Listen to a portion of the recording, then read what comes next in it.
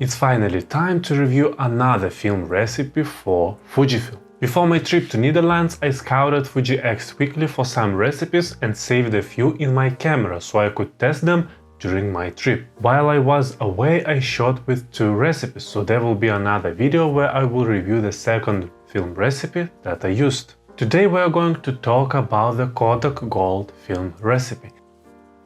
It's tough because I thought about the results I got and how I feel about them, and it's hard to make a comprehensive conclusion, but I'll try. First of all, the recipe does the job. The images you get with this recipe do feel like they were made in the last century on a film stock. There is definitely something nostalgic in those colors. But I'm not sure if I like those colors. They're quite on the cold side and a bit too magentish for my taste. By the way, on the screen you can see my final settings that were based on the Fuji X-Weekly recipe. In the last video about film recipes, someone commented that my recipe doesn't look like it should be, and it's true. We shouldn't stick only to recipes that we find on the internet. They are only the base and we can always tweak some settings to our taste. So the settings that I showed you are with some corrections of mine, if there were corrections at all, because I don't remember if I changed any setting or not.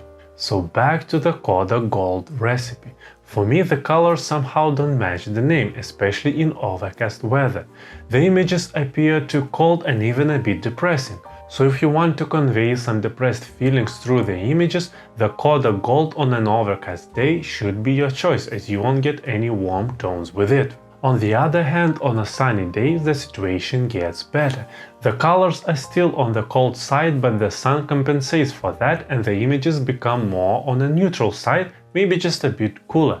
So I think this recipe could be good for those who got a bit tired of classic chrome-based recipes, where image tones are warm and the sky is more on the cyan side. Personally, I don't like cyan sky that much, that's why I try to find the recipe that would work for me. And if I still don't have one to use in overcast, at least on a sunny day I could use this Kodak Gold recipe. But then again, at least for me, there is something odd in those colors.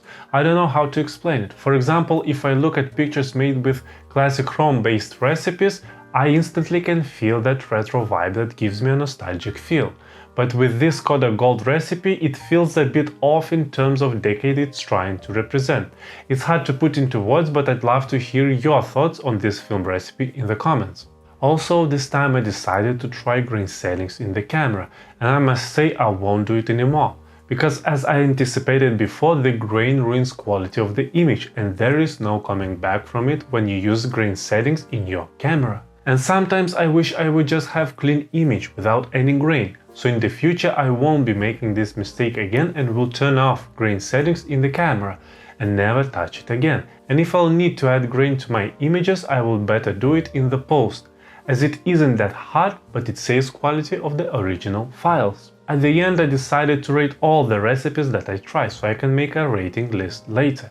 So for this one I would give it 6 out of 10, as it does look nostalgic, but there is something not working for me. But stay tuned, as in the next film recipe review video I will share with you the recipe that I shot with in Amsterdam, and I liked it way more. But if it's perfect or has some downsides too, you will have to wait for the video. Until then, you can watch my POV video from Amsterdam to see my images from that city. The link will pop up here on top, and also I will put it in the description. Let me know in the comments what do you think about Kodak Gold recipe, and share your favorite film recipe with me. Which one should I try next? If you enjoyed this video, hit the like button so I know you're interested in this type of content, and watch this video next that might be helpful to you as well. But for now, have a nice day and keep shooting!